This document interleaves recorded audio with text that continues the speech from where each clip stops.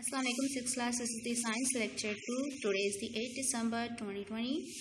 Day is the Tuesday. This is the second week. As you know, we are on the chapter number 8, food and digestion. And today our topic is digestion. आज जो है हम सीखेंगे किस तरह से digestion होती है, डाइजेशन एक्चुअली है क्या, और फूड जो है वो उसे किस तरह से डाइजेस्ट किया जाता है, डाइजेस्ट करते क्यों हैं फूड को। तो यहाँ पे हमारे पास कुछ क्वेश्चंस हैं, उनको भी हम देखेंगे। इससे पहले हम इन क्वेश्चन को देखें, डाइजेशन जो है उसके बारे में आपको बताती हूँ। ठीक है, आप जो भी फूड इनटेक करते हो, लास्ट टाइम हमने पढ़ा था उस फूड के अंदर क्या होते हैं, कार्बोहाइड्रेट्स होते हैं, लिपिड्स होते हैं, प्रोटीन होती हैं, विटामिन होते हैं, मिनरल्स होते हैं, इसके साथ साथ वाटर और रफिश भी प्रेजेंट होते हैं।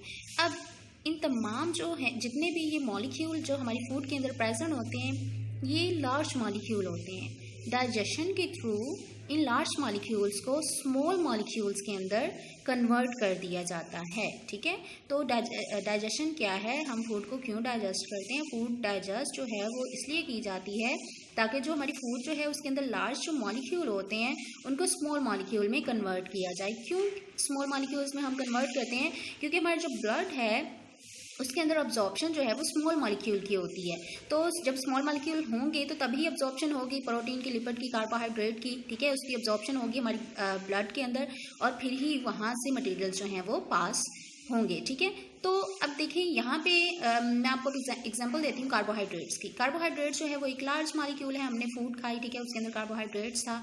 अब उसकी जो है वो ब्लड के अंदर अब्जॉर्प्शन नहीं होगी। ठीक है, उससे पहले स्मॉल मॉलिक्यूल के अंदर कन्वर्ट किया जाएगा, यानी कि शुगर। ठीक है, जो कार्बोहाइड्रेट्स का स्मॉल मॉलिक्यूल है वो शुगर है। इसी तरह से जो प्रोटीन है उसको अमाइनो एसिड में कन्वर्ट कर दिया जाएगा। ठीक है, अमाइनो एसिड स्मॉल मॉलिक्यूल है प्रोटीन का, और इसी तरह से जो लिपिड्स हैं उससे फैटी एसिड और ग्लिसरॉल में चेंज कर दिया जाएगा। ठीक है, तो ये जब स्मॉल मॉलिक्यूल में कन्वर्ट होंगे फिर ही इनकी अब्जॉर्प्शन होगी। कहाँ से, जो हमारे पास जो लार्ज इंटेस्टाइन है वहाँ से होती है इसकी अब्जॉर्प्शन, कहाँ पे, ब्लड स्ट्रीम के अंदर। ठीक है, जो ब्लड है उसके अंदर अब्जॉर्प्शन हो जाती है। ठीक है, तो इसीलिए फूड जो है उससे क्या किया जाता है, डाइजेस्ट किया जाता है। Clear.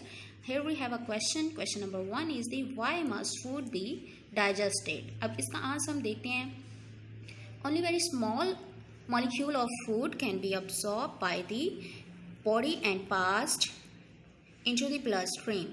Even after a lot of chewing, food still consists of a large pieces which cannot be dissolved. This must be broken down or digested into smaller soluble molecule. अब यहाँ पे वो कह रहे हैं कि जब हम बहुत ज़्यादा च्विंग भी कर लेते हैं फूड को, फिर भी जो मॉलिक्यूल हैं वो जो हैं वो लार्ज कुछ मॉलिक्यूल रह जाते हैं। उनको जब वो स्टमक के अंदर जाते हैं, डाइजेस्ट होते हैं, फिर ही वो स्मॉल मॉलिक्यूल के अंदर कन्वर्ट होते हैं। तो इसलिए हम फूड को क्या करते हैं, डाइजेस्ट करते हैं।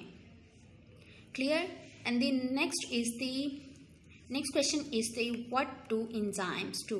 अब यहाँ पे वो कह रहे हैं कि एंजाइम जो हैं वो क्या करते हैं। आपने ये enzyme word I think first time सुना होगा। तो एंजाइम क्या है, इसका बहुत मज़े का फंक्शन है, हम इसको देखते हैं। एंजाइम क्या है, आप देखिए फॉर एग्जांपल आप जो है वो खाना खाते हैं। ठीक है, आपने खाना खाया और वो डाइजेस्ट हो गया है। ठीक है, डाइजेस्ट होकर फिर आपको थोड़ी देर बाद भूख लग गई और आपने फिर से कुछ खा लिया। ठीक है, तो अब वो डाइजेस्ट किस तरह से हुआ है, देखिए आपने सुबह खाना खाया, वो सुबह डाइजेस्ट हो गया, फिर दोपहर में आपको भूख लगी, आपने फिर खाना खाया, वो डाइजेस्ट हो गया। ठीक है, फिर आपको रात में भूख लग गया, आपने रात को खाना खाया, वो डाइजेस्ट हो गया है।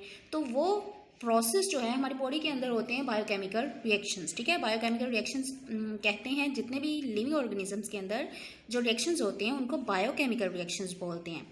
अब इन बायोकेमिकल रिएक्शंस के अंदर होनी होती है डाइजेशन, यानी कि प्रोटीन है, कार्बोहाइड्रेट्स है, लिपिड्स है, डाइजेशन के अंदर बायोकेमिकल रिएक्शन होते हैं, उनको डाइजेस्ट किया जाता है। फूड के अंदर जो प्रेजेंट होते हैं मॉलिक्यूल्स, कार्बोहाइड्रेट, लिपिड और प्रोटीन। ठीक है, तो इनकी डाइजेशन जो है वो बायोकेमिकल रिएक्शंस के थ्रू होती है। अब बायोकेमिकल रिएक्शन को स्पीड अप करने के लिए हमें एंजाइम की ज़रूरत होती है। ठीक है, किसकी ज़रूरत होती है, हमें एंजाइम की ज़रूरत होती है। अगर फॉर एग्जांपल एंजाइम ना हो तो रिएक्शन तो स्लो हो जाएगा। जब रिएक्शन स्लो हो जाएगा तो हमारी फूड भी बहुत स्लो डाइजेस्ट होगी, यानी कि हमने जो फूड सुबह खाई है वो तो कहीं रात को जाके डाइजेस्ट होगी। इसीलिए एंजाइम जो हैं वो बहुत ज़रूरी है हमारी बॉडी के लिए। ठीक है, हमारी बॉडी के अंदर जितने भी जो हमारी बॉडी के अंदर इंजाइम्स जो हैं वो क्या करते हैं, केमिकल रिएक्शन को, बायोकेमिकल रिएक्शन को स्पीड अप करते हैं। ठीक है, आप जो भी खाना खाते हो वो आपका डाइजेस्ट हो जाता है। क्यों? क्योंकि वहाँ पे इंजाइम प्रेजेंट है। ठीक है, इंजाइम जो है वो बायोकेमिकल रिएक्शन को स्पीड अप कर देते हैं। जब स्पीड अप कर देते हैं तो रिएक्शन जल्दी हो जाता है, फूड डाइजेस्ट हो जाती है। ठीक है, तो ये इंजाइम जो हैं ये क्या करते हैं, हमारे केमिकल रिएक्शन को, केमिकल्स हैं जो कि क्या करते हैं, डाइजेस्टिव सिस्टम के अंदर जब डाइजेशन हो रही होती है तो ये उसका हिस्सा बनते हैं। ठीक है, केमिकल रिएक्शन का, और उसे स्पीड अप कर देते हैं और रिएक्शन जो है वो जल्दी हो जाता है। Clear? I read it for you. Question number 2 is the what do enzymes do? Answer is the digestion take place in the digestive system and is brought about by the action of chemicals called enzymes. Clear? अब आपने करना क्या है, इन दोनों questions को अच्छे से आपने याद करना है। ठीक है, याद करने के बाद आपने इसे ज़बानी लिख के, ठीक है, रिटन प्रैक्टिस करनी है और वो मुझे सेंड करना है आपने। ठीक है, और ये जो है नोट्स आपने अपनी नीट नोटबुक के ऊपर पेस्ट करनी है। Clear? Here our lecture is finish. अल्लाह हाफिज़।